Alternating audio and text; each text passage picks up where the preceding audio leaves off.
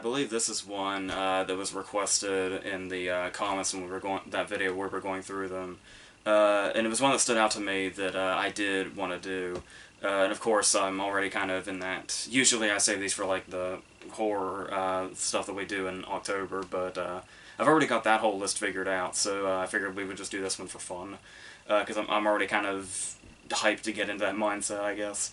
And obviously worth noting here, just ignoring the fact that the When a Stranger Calls remake is visible here, because this was, when I found this, it was only like $1, and I didn't own I Know What You Did Last Summer yet. And it was like, well, alright, I'll put up with owning the When a Stranger Calls remake, but just for the sake of that. So, yeah, so as far as these being comparable, of course, they're released, I believe, in consecutive years, with I Know What You Did Last Summer being 97 and Urban Legend being 98. Both off the heels of Scream from the year prior, 96. Both of which these movies were endlessly compared to for different reasons. Obviously, Urban Legend had come out after both Scream and Scream 2, and a lot of people accused of sort of taking a lot from those.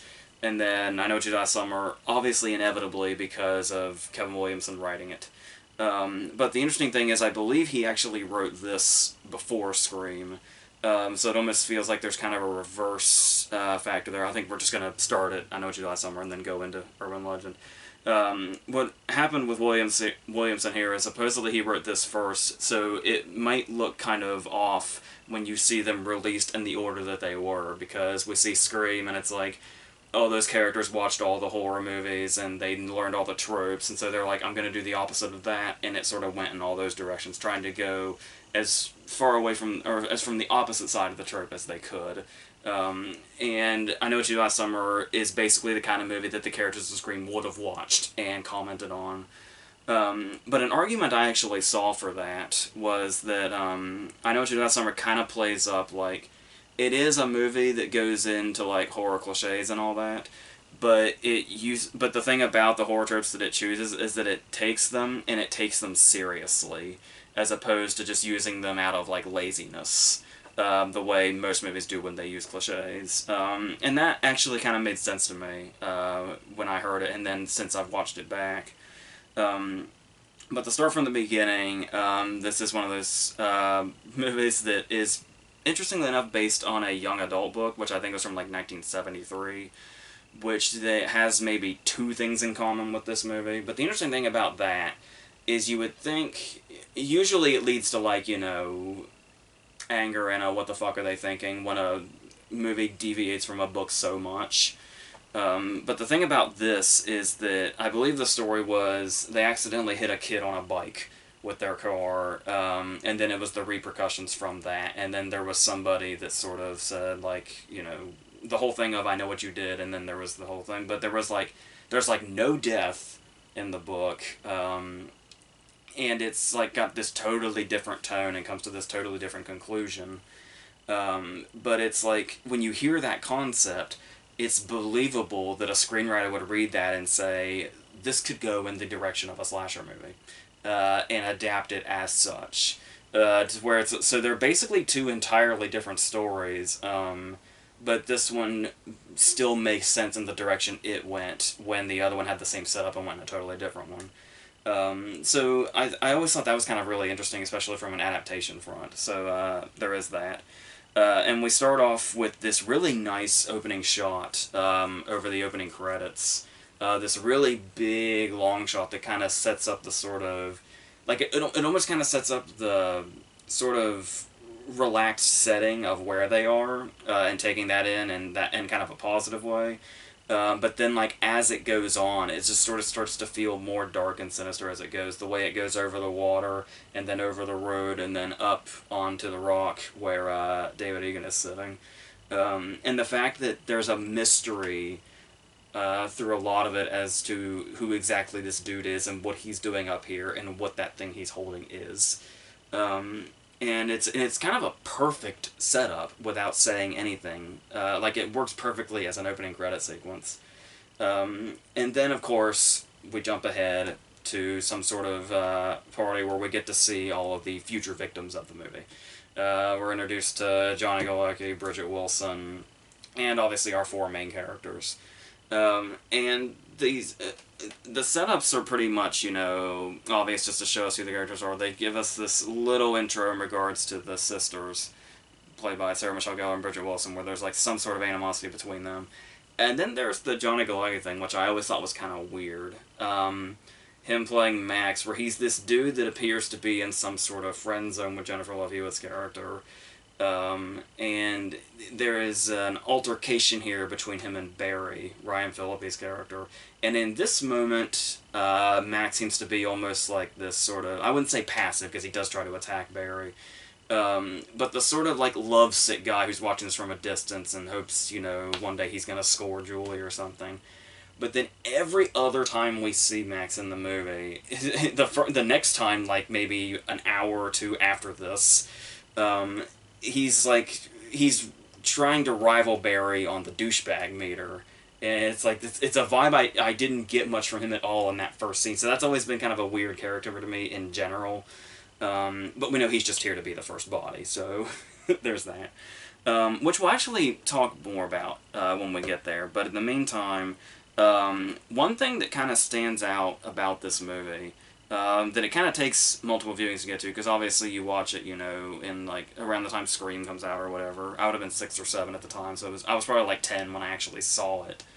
It's one of those movies where when it gets to the sort of main point here, this really great sort of classic scene where it's like we see the otherwise innocent people thrust into this thing where they're going to have to potentially get away with murder, and the sort of paranoia and everything that builds around that, and the desperation and all that, and the moral choice of do they protect their futures or do they try to save him or what. But the thing here is that it's when you saw a scary movie first, there's only so much impact this can have. So unfortunately, that was the case for me. But as I watch it more, the more I can appreciate exactly how they reached the feel of that. But the thing here is that the thing that really grounds this situation, because it is very... there's a lot of implausibilities here, and there's a lot of like openings where it's like it doesn't really need to go in this direction. They don't really need to react in the ways that they react, and make the situation even worse. But the thing about this is the way I think it feels so grounded is not only does it just use the setting so well, like I said, taking something that seems otherwise peaceful and then just bringing night to it in this situation, and suddenly it's this really sinister setting. And there's like just the constant, ocean in the background and all that. But even in the day, like the scene on Barry's balcony, there's just something, after this situation happens, there's just something sort of so unsettling about the way everything feels, in regards to where we are. But the thing that grounds this situation, even when they're doing implausible things, is, this movie's surprisingly good at its character work, for the most part. Because, like I said, we're talking about the whole moral thing, where it's like them trying to decide if they're going to choose their futures over this situation. But then you have the jump ahead a year after this has basically eaten up the guilt portion of their brain and their lives for the past year. And we see that Julie was now kind of that sort of perfect girl, but now she's like... just everybody senses there's something wrong with her. It's like you can just see something within her, that there's something dark clearly happened, but nobody's obviously going to suspect what it actually is. Everybody's just going to have their own suggestions when they ask, are you okay, and shit like that. And then you get to Sarah Michelle Gellar, who is Helen, I believe. And the interesting thing about this character is that there's something kind of tragic about her, and something that we can sort of see, like... she's kind of the one we see the biggest difference in when you look at the year prior and the current year that we're in.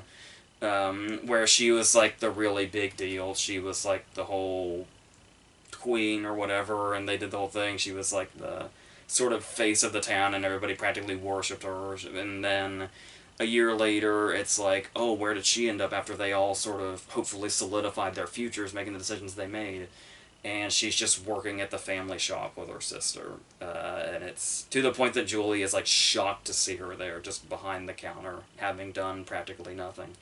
And there's like a whole This is like a whole drama movie waiting to play out without a serial killer in it. So there's that, and then we have the Barry character, which I saw. There was one critic that was actually talking about how this movie almost has like a commentary on the classes when you look at Barry and his difference between the other characters and where he feels his stance is and all that. And so so you can take that in that whole direction. And then you have Ray, Freddie Prinze Jr.'s character. Now, of course, Freddie Prinze Jr. is not exactly he's not exactly showing off the heights of performance in this movie by any means. I think even people who love the movie will agree that Freddie Prinze Jr. was not exactly bringing it in this movie. The scene that really stands out is when when Barry's like practically choking Julie, his girlfriend, and he's just standing by and he's like, Barry, don't do that. So that's a little embarrassing. But the thing about Ray that's interesting is that this makes it interesting that he wrote this first, because Ray's position in this story has a whole other meaning for audiences coming after Scream. Because after Scream, everybody wants to be suspicious of the boyfriend now. And that's what this movie spends a lot of its time doing with Ray, is making him look guilty as fuck.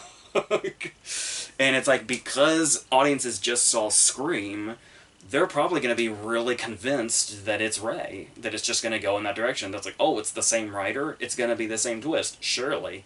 So I thought that was really interesting in regards to the placement and when they were written. But the thing about that is we also have these side characters where we have Anne Heche come in when the sort of mystery portion of the movie is taking over, which some people may see as the weak point, but the interesting thing about what Heche does is that she's able to play the part in two different ways sort of simultaneously after you know what's going on and who is what. Because when you first see the movie, and even still, you can kind of, even when you watch the movie again and you know, she still plays it really well when they get to her house and she's sort of the... There's always that sort of creepy person where you're not quite sure if they're a threat or not, that you need to get information out of. And it's like, they go into her house and it's like, are they safe here? And there's that point in time later where she like pops up with like a knife, and it's like, we can't... there's something so sort of like, is she involved in this? Is she guilty of something? But then when you realize what's going on, suddenly the character becomes extremely sympathetic. And then when you go back and watch it, you can actually see that also.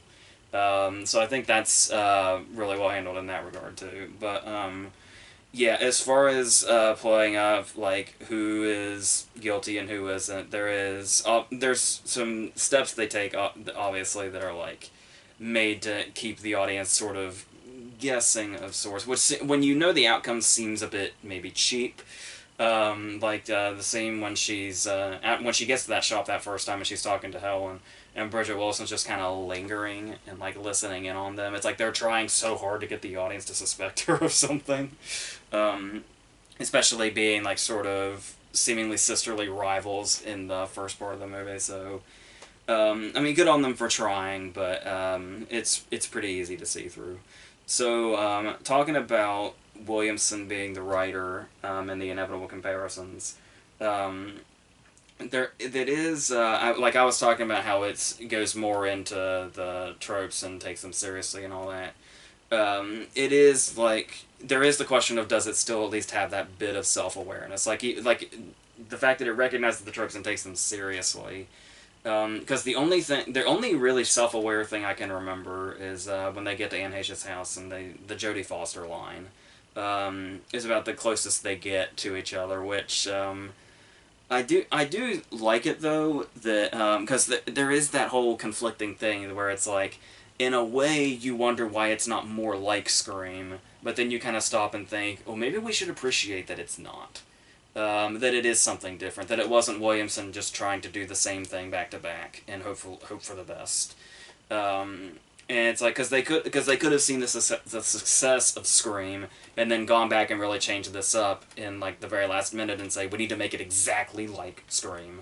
But the fact that it does feel a bit different, even if there are some similarities here and there, I do think that's to be more commended as opposed to saying, yeah, because overall it's not as good as Scream, I think is why people kind of think maybe it would have been better if it did try to be more like Scream, but I feel like that probably could have just made it worse and would have made the movie look even more, like, made it look really lazy, whereas, like I said, really the last thing it's doing is a sort of laziness sort of thing, because you're really going after, it's taking the cliches but, like, making them into something instead of just saying, here's that thing you know.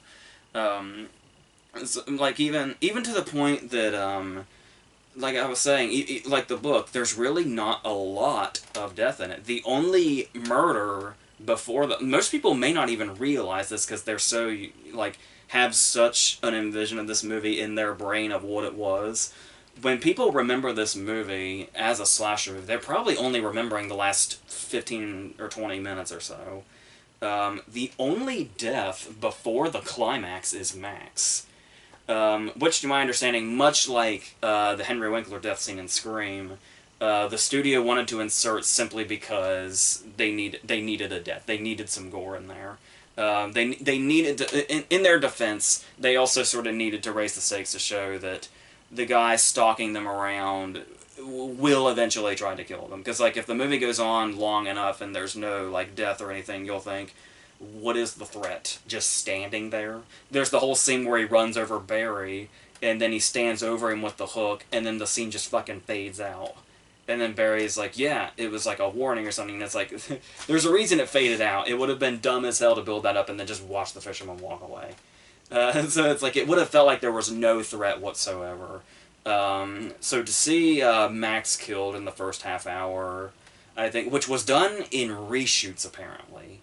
I'm not quite sure how that works. I don't know if Max was supposed to be killed off screen, and they went ahead and reshoots and shot the scene or what, because I'm trying to figure out if they did the Max death scene in reshoots, what's up with the trunk scene. But but I have problems with the trunk scene anyway, because it's like, there is something about it, the way they use the paranoia and the way they have the feeling of being stalked, which the movie actually does pretty well. But then there's some moments that just come in and feel almost like supernatural. Like the way he's able to stalk around the house without being seen. How he's able to put Max's body in all the crabs in the trunk.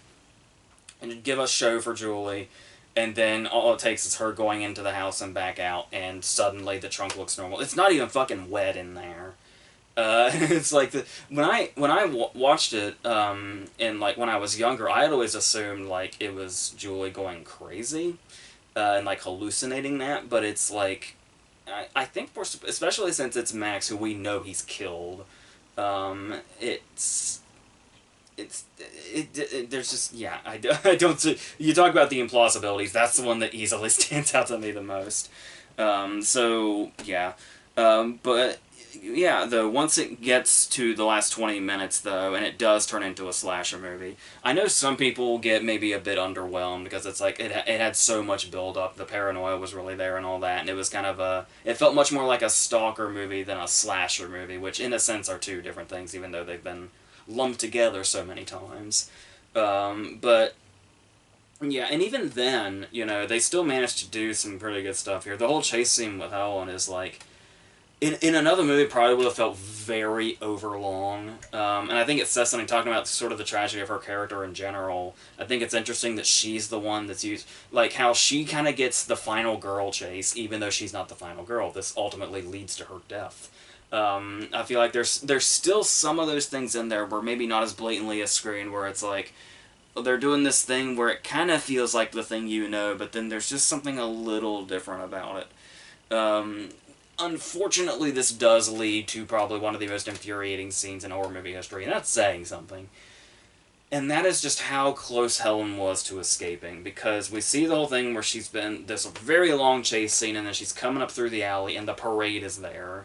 And it's like, when you see that parade, you get that sense. It's like seeing a fucking waterfall in the middle of the desert. And it's like, death is back here lurking in the shadows, and their civilization. There's all those people. There's no way you can be killed in that crowd, because it just would not work out well for the person chasing you. And it's like, so get to that civilization that's like 5 steps away. And you would think in her adrenaline and all that, and the salvation she would see, it would just push her to just keep moving. But no, because it's a horror movie, and because she's not Jennifer Love Hewitt, she's gonna stop and turn around. And until it's the miraculous, he somehow ended up in front of her thing, and she bites it. And it's like, it was right fucking there. I still feel like there should be people seeing this happen. She is so close to that fucking parade. But I think they're playing up the whole, oh, the pandemonium nobody can hear or see or whatever. But that's always been like a really shitty conclusion to a really nice, suspenseful scene. But yeah, and then of course, all is revealed, and I did always find it a bit odd. It's like, it's only a year later, and we see this guy, Ben Willis, and there's like nothing, after we saw him like all fucked up, there's like no clear thing going on here, to say that he's the guy, that they hit. But what I do like is that while it does feel like there's a lot of implausibilities in regards to the reveal and who he is, how we got to this point, I actually like the fact that the story behind it, where he went and he killed David Egan, and then pretty much right after that is when he got hit, and they just happened to come across him. So it's like, you see what's going on here, and you think the whole thing is, oh, they hit a guy, they left him for dead, now he wants revenge. But it's like, that just sort of seems like, oh, that's a stretch. But the fact that this is a guy that's already killed somebody, which means he's already crazy, I think kind of adds a whole, oh, that's an interesting way to go. And it's like, they're horrible, terrible, bad luck. Like if they had hit anybody else, and they ended up surviving, it probably would have been like that person went to the police or whatever, and then there's that whole, it's an entirely different movie. But the fact that they had the horrible luck to hit somebody that was already crazy and already killed people, and it's like, I mean, if this guy went nuts and killed David Egan, I mean, you could say, yeah, he did it for revenge and all that, but still, it's like, he probably was already crazy, somehow. We don't know much about the character at all apart from this. And some people might see that as a weakness, but there is something there, that it's like, the sort of mystery around the guy, it's like, to get involved in that sort of situation they do at the beginning, and there's horror enough to it in regards to the moral dilemma. There's a whole other dilemma altogether that it just happens to be a fucking psychopath that's probably going to come back for you. So yeah, that's one of those things where it was like, I didn't buy it a lot previous times I've watched this, but like the more I watch it, the more it's like, yeah, I'm kind of on board with this. Alright, let's let it do its thing. What I'm not fucking on board with is the sequels. I don't remember much about the second one at all, apart from the fucking Jack Black cameo. Cameo is a strong word, but he's uncredited, so whatever. But then, even Scary Movie called that out. But then there was I'll Always Know What You Did Last Summer, which is probably one of the worst horror movies ever made, and they turned the fisherman into like the fucking creeper from Jeepers Creepers. It's pitiful. So that guy went on to direct like fucking Slender Man. That's what that tells you. This looks like a fucking masterpiece by comparison. So yes. See, as it goes on, I feel like this is a movie that's reputation might grow if it's revisited often enough. Some people may just have that memory of it as that slasher movie in their head, and they'll just never bother to revisit it. But it's kind of worth revisiting to see stuff that maybe you didn't see there before, especially if you saw it like shortly after Scream, and it was just sort of a, oh, it's like that, in the end. So, yeah. But going on that also, we talked, at the beginning of the movie, they're around the campfire, and they're talking about, that urban legend about the hook, and all that. So to go on the entire concept being about urban legends, we go to this. Which is a really, kind of fun concept. It's one of those cases where you have to kind of, the implausibilities are going to be just out the asshole on this, so you're just going to have to embrace it and go, I like the concept. Let's see what sort of, campy horror movie they can come up with. The idea that there is a killer on this college campus that is staging their murders as the urban legends. If there's another, if you're into, like, this whole urban legends being translated to the screen thing, if you hadn't seen it, I'd also check out Campfire Tales, which is, like, an anthology thing that had, like, James Marsden in it and, like, Ron Livingston. And it's like an anthology movie, and it goes through some of the really good urban legends. So you may like that better than this if you're really into the whole urban legend thing. But even so, I've always loved this opening scene. The whole killer in the back seat thing, and I like how that keeps coming back throughout the movie. Even like when the Dean's getting into his car, he's checking the back seat and shit. Um, and we have Natasha Gregson Wagner in the car, who's sort of like our opening credit. She's like a Janet Leigh that dies before the opening credits. Because she's a recognizable name. She's got the singular credit in the opening credits. And the way the whole scene plays out, to where it's like it sort of fucks with your expectations if you're not aware of this urban legend, because like I said, you've got her, a recognizable actress, in the part, and then there's another piece of ingenious casting when she gets to the gas station, and Brad Dourif has an uncredited appearance as the attendant. And it's like, when we see that, it's like, it is the absolute perfect cliche of, this guy is going to be dangerous. The creepy looking guy that's got the gas station in the middle of nowhere in the rainstorm. And the fact that he is the warning is like this perfect opening scene. Like, even if it wasn't a movie about, like, urban legends, this is, like, the perfect opening scene to a horror movie. And it's got the brutality enough to show that this is another movie, much like I Know What You Did Last Summer, where I was talking about how the kill count I Know What You Did Last Summer is a lot less than you probably remember it being. Urban Legend also is not, like, it's not particularly gory, per se. There's blood there, obviously. Probably more so than I Know What You Did Last Summer, but still, the way they handle it, where a lot of it is implied, is where a lot of it comes from. Because we could have had a graphic shot of her head flying off and out the window and all that. But just the sort of implied nature of seeing a bloody axe burst through her side of the window. How the killer kept the car in control is another is another scenario, but it's a cool shot, and that's what matters. So then we go on and we once again meet our potential future victims, and they all kind of fall into their own category. Once again, some characters you may totally identify with previous Scream characters. Like, we got the Randy Meeks-esque character here who's way into urban legends, like Michael Rosenbaum. We've got the way too jokey guy, the practical joke guy that's going to backfire on with Joshua Jackson. And then we've got our likely hero girl in Alicia Witt, and then her best friends. Rebecca Gayheart here is totally... The relationship in this between Alicia Witt and Rebecca Gayheart is totally Neve Campbell and Rose McGowan in Scream. Like, right down to it. Rebecca Gayheart's even in Scream 2. But the thing is like, when they're walking around and they see, you know, the carnage that's happening, they hear about the news and all that, Gayheart has that line of, "Oh, she went here, I knew I should have gone to NYU." And it's like, I can hear that line so vividly in Rose McGowan's voice when she says it. But regardless of that, we also have Tara Reid here. And another thing these movies almost had in common was that Sarah Michelle Gellar was actually going to play Tara Reid's part, if I'm not mistaken. And the only thing that stood in the way was her Buffy schedule. Like, she like, had the part, but then the Buffy schedule made her have to change, and we got Tara Reid instead. And so, once we meet all those characters, obviously, we're gonna start getting, you would think, off one by one, but the movie's not exactly that clean. We've got characters way on the side. Like, we got Danielle Harris's goth roommate of Alicia Witt. And, like, obviously Joshua Jackson's going to be one of the first victims because of the whole his practical jokes have to backfire thing. So even though we have a really good concept here, it does have a lot more of the feel of just sort of another slasher movie that just happens to have these scenarios in it. And it's got a lot of that stuff, like the score. The score is practically a character in the movie, and that's not necessarily a good thing. This is one of those movies where characters are constantly getting grabbed, and the score screams in your face and all that.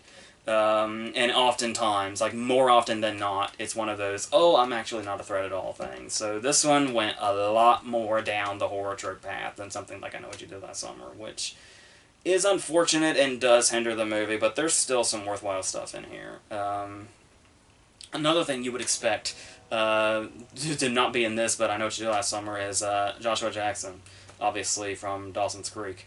So of course they throw in the joke that he turns on the car and the theme plays, and he's like, "Oh no," and turns it off. And it's like, oh, yeah, but I still feel like that's in the wrong movie. Why do I feel that way? Because who's the creator of Dawson's Creek? Kevin Williamson. So it's like there's still, like, there's stuff that's meshing here, and it's like Urban Legend is basically the product of Scream, Scream 2, and I Know What You Did Last Summer, sort of all in one. And so Urban Legend suffers the fate that a lot of people accuse I Know What You Did Last Summer of suffering, I believe is what I'm trying to say. But as I was saying, there's still some worthwhile stuff here. Like some of the kills are still really good. Some of the characters are like really like it is a movie that sort of seems to be embracing it. Like there is a bit more laziness in regards to going the direction of the horror cliches, but it still seems to be embracing itself as a campy movie at least. Where I felt like I Know What You Did Last Summer kind of took itself a lot more seriously, which some people may have thought would be its downfall. And it maybe could have been more like this. So I do think Urban Legend found a bit of a middle ground where it's not like all out self-referential like Scream, but it's campier. It doesn't take itself as seriously as something I Know What You Did Last Summer. So it did manage to find a bit of ground here in between the two, to where it shouldn't completely be written off as just being like, you know, Scream or whatever, or Scream 2 for that matter. Though there are things that are a bit more frustrating in this. Once again, it's a movie you've really got to embrace, otherwise you're going to be all about the whole... We talked about some of the implausibilities, I Know What You Did Last Summer, but how we were able to kind of... The movie and the characters were engaging enough that it was like, it's just the movie, I guess. But this one is like all other levels where you have to embrace the concept so much because everything falls apart so easily, because for these murders to happen the way they do in the fashion they do of these urban legends, her plan has to have been... There are so many conveniences. This is the luckiest serial killer in movie history, how this stuff played out. Because you've got the whole thing where Brad Dourif's character just happens to react the way he does, and plays up just like the urban legend. There's the whole thing when she's in the car with Damon, Joshua Jackson's character, and she's going to do the whole thing where she hangs him by the tree and she can hear him outside, but it's like, that all depends on just him saying, I gotta go take a piss, and he just gets out of the car. And it's like so much stuff. It's not Alicia Witt that has to get out of the car, it just happens to be Damon. So, and it's full of that. The whole thing when it's like, we have the whole setup to Danielle Harris's death scene where it's like, she walks in on her banging that dude, and then so when she walks in on her being killed, it's like, oh, I learned my lesson last time, better not turn the lights on.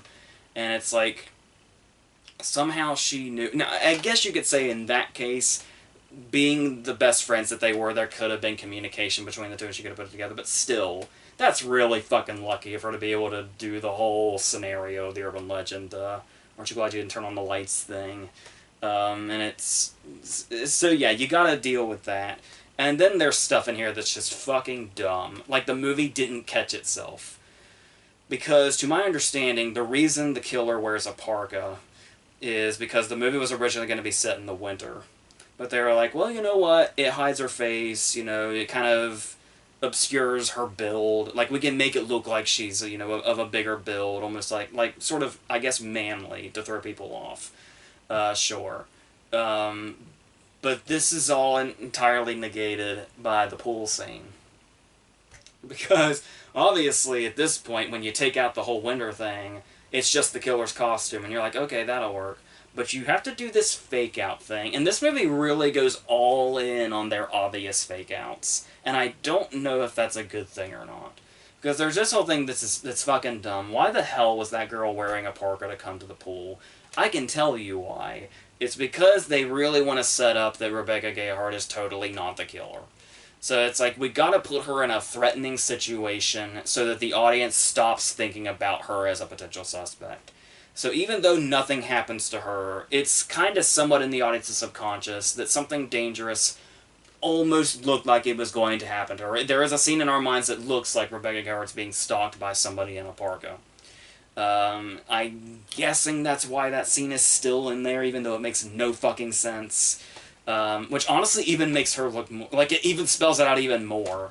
that it's gonna be her.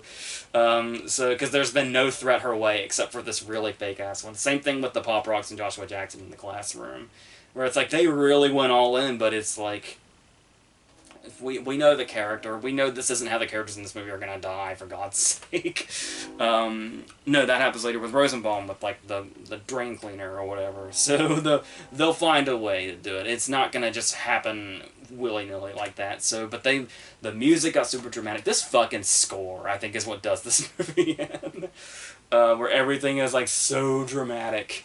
When it's so clearly not, and then by the time that it is, we're just worn out and we don't care anymore. And the deaths kind of become more and more sort of lackluster as they go on also. But I mean, it does for the most part do a decent job of making the characters look suspicious. Like we've got I didn't mention the first credited person in the movie. Oscar winner Jared Leto was the star of this movie once. and... And so he's the newspaper guy who really wants his big... Like, he's really going in on this whole newspaper thing. It's like his absolute passion. He's not just doing this as a side thing for school. He really wants to do this. So it's like, maybe he's doing it to really, get his news story out there, like, really get a big story going. Rosenbaum even calls him out at this at the party. And then there's Rosenbaum, who's an obvious choice, because he's the one that's, like, way into the urban legends. He could be another Mickey from Scream 2, for all we know. Then there's Wexler, the casting of Robert Englund. Another case of really... There's one thing this movie did. The casting is amazing. John Neville as the dean, too, is, like, from out of nowhere. They do... Like, obviously, being the professor of this whole thing, he's got all... he's got the axe in the back room. I think there's a puppet of Freddy Krueger from the Dream Warriors in there, if you want your little fucking Easter eggs. Your little pandering shit, whatever. And so, yeah, so they obviously throw in a lot of suspects here for a lot of different reasons, which I think is probably why it's so incredibly underwhelming when it's revealed that's Rebecca Gayheart and what her motive is. Because it's a thing we only heard about once, and it's like it was only... We know when it's built up that there's a reason we're being told this. And it's like, oh, the one character with the tragic backstory that has had nothing bad happen to her yet. And it's, oh, no, we learn that later. The backstory is that they ran him off the road. But still, point stands. We see that and we know it's going to come back in some way. Is it going to be that I Know What You Did Last Summer thing? It's like, oh, is it the driver of the car? Despite the fact that his death is very, very much confirmed. So, yeah, but even so...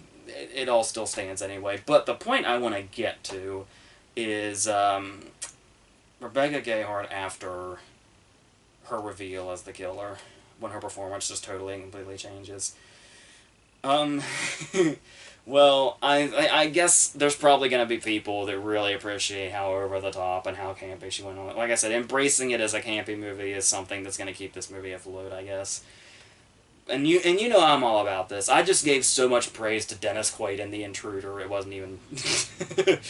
But Rebecca Gayheart in Urban Legend, after she's revealed, I feel like the whole kidney thing is kind of a moot point anyway, because it seemed like she put down all her weapons, she put down the knives, she put down the axes, and her plan was basically to make them all cringe themselves to death. Now, I don't like throwing the word cringe around so much, because it's such a... Because everybody just does it now. Everything's like, everybody's just walking around fucking cringing at everything now, apparently. But I mean, if you want to... I have no idea how else I can respond to Rebecca Gayheart's performance after the reveal in this movie. And I don't mean in a good way. I think this is just... The entire last 15 minutes of this movie is some of the most embarrassing shit I've seen in the climax of really any movie, not just a horror movie. The Eeny, Meeny, Miny, Moe thing, Leto clapping and shit. It's all just... This movie just goes so fucking off the rails in the worst way in this last 15 minutes or so, and becomes the dumbest shit ever. To the point of almost being unwatchable. I almost can't do it. And like I said, if you want to embrace that, more power to you. But I just can't fucking do it with that. It's the worst shit in the world. But talking about the character, where obviously she's totally Brenda is her name. I kept forgetting it. Is a character that just has such. We don't see any of this in her until the very end. Um, it's one of those cases of she, much like Ben Willis, had to have already been crazy. Like, I refuse to believe that this was a stable person until her boyfriend was run off the road and killed. And so I don't. So it's like, what's that say about him that he was engaged to this person? There is no way she was a normal person prior to this. I just refuse to believe that. So it just all fucking comes apart. It was like the worst fucking choice to who the killer actually is. But once again, I say this about a movie that has had sequels. I don't remember how many. I saw the one, and the only thing I remember is I think there was like a window decapitation in it. That's the only thing I really remember about the sequel. And the ending, where Ellis from Die Hard was the person, and Rebecca Gayheart had another fucking cameo. And it's... yeah, so I don't... that's... So yeah, this had potential, and like I said, for the most part it finds a middle ground. Like, if you take out the last 15 minutes or so, this is a decent movie that embraces its campiness, has some fun characters, if predictable, and yeah, so it has fun with its concept. Like I said, there are better things to do. Like, like I said, if you're more about the urban legend thing, I'd go after Campfire Tales before something like this. So, and a lot of people say, the same thing about I Know What You Did Last Summer, it completely goes off the rails in the end or whatever, but not near to this extent by any means. So yes, so I would say, if you haven't seen I Know What You Did Last Summer in like 10 or 15 years or something, maybe go back to it and see if you feel any differently about it. It's still a slasher movie, it's still sort of, right on the heels of Scream and all that, but there's still a little something there that maybe you wouldn't have realized before, mixing it in with all the other slasher movies, but, and yeah, like I said, Urban Legend is more the movie that I imagine people still see I Know What You Did Last Summer as entirely, but yeah. So obviously I prefer I Know What You Did Last Summer for sure. It's one I probably revisit more often, but Urban Legend is fine too.